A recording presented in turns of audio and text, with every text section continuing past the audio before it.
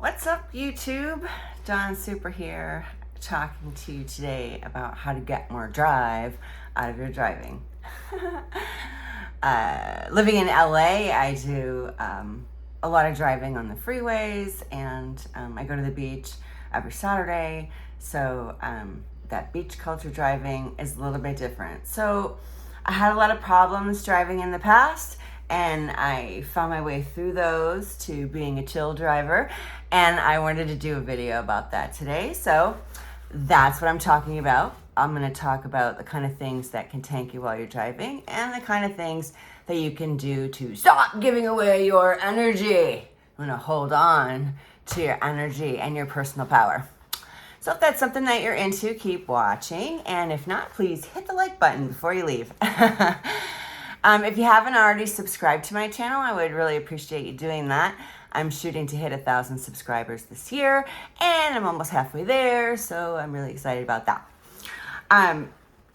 So driving. Last video that I did, I talked about joy bonding and drama bonding, and how when you interact with people, if your conversations are joyful, good stuff, compliments, happy things that are happening in your life and their life, then the interaction is positive and it's good, and you go and you flow on from there having good feels. But if you're bonding on the drama and telling each other your bad stories and talking about your baloney, then that is low energy. And then when you walk away, you might be tired, you might have a headache, you might have burning in your stomach, you might have, even healthy people have symptoms from negative energy interactions. Truth.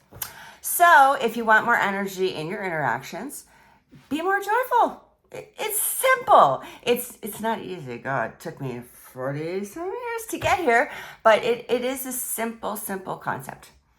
And the driving thing is the same. So I used to have like real road rage issues. I'm from New York driver, upstate New York. And it got so bad for me that I actually turned up my rearview mirror so I couldn't see people tailgating me.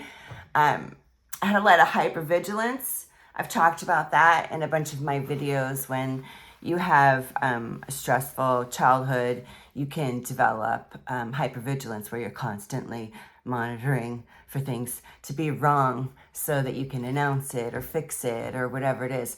And it's exhausting, truth.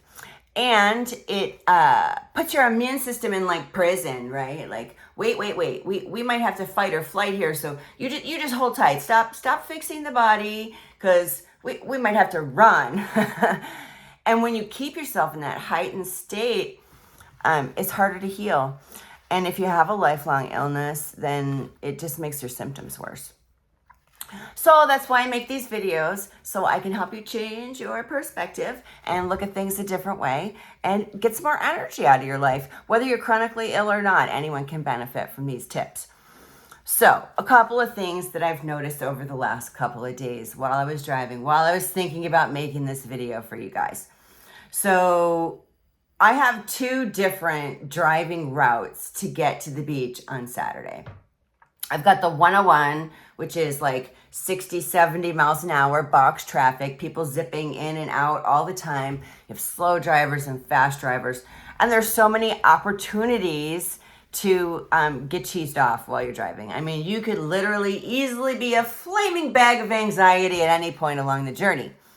So what you might not realize is whether or not you're bugged about the guy who zipped in your lane, or the people going too slow, or whatever it is that's got you upset, nothing changes on your journey except you. You're the only thing that's affected by you being upset about traffic. No one's looking in their rearview mirror checking on you. Oh, is he having a bad day because I pulled into his lane? Is she mad? They don't care. They don't care at all. So you need to stop caring. This is juice, not wine. So you can turn on music you can, change the mood in the car. So as you're going through your life, this is what controls how you're feeling. What you're thinking about controls how you feel about your life, your day, this moment, that moment, etc. So if you're in your car and you're focused on looking for problems, on being unhappy with people in front of you, you're clouding your energy. Think about it like a rainstorm, right? The dark clouds come in first, and then the rain falls, and there's noise and lightning and everything else.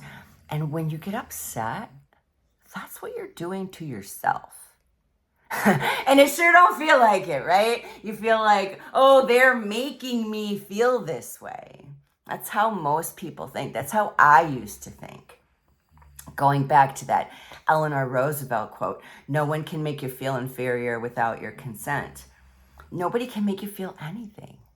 Nobody can hand you a guilt sandwich and you eat it and you feel guilty. You're choosing those feelings. So to get back, my little train took off the tracks there for a second, to get back to the driving. So 101 is super busy, super fast. And then I get on this like country kind of road that's going to take me to PCH, and it's windy and it's one lane. And sometimes you get people who are unable to go faster, like even 40 miles an hour. So the traffic starts to back up.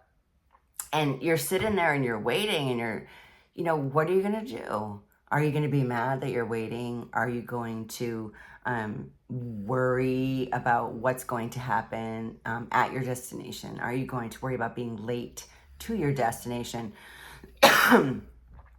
That is what controls the energy you take with you on the drive. It's a perception issue. So if you can change your perception on this one thing that you might do every single day. Not everybody drives every day, but a lot of people do drive every day. So get through the country road, we get to PCH. And PCH is beautiful. Like, hello, ocean. I say that every time I crest over the top of that peak. And I take 21 miles through Malibu into Ventura County so that I can bring my dog to the beach because he likes it too. And beach culture driving is this lane goes. It might slow down and it might speed up, but this lane is like stop and go the whole way. And traditionally in driving, the left lane is for fast traffic and the right lane is for slower traffic. But you can't always go fast, PCH.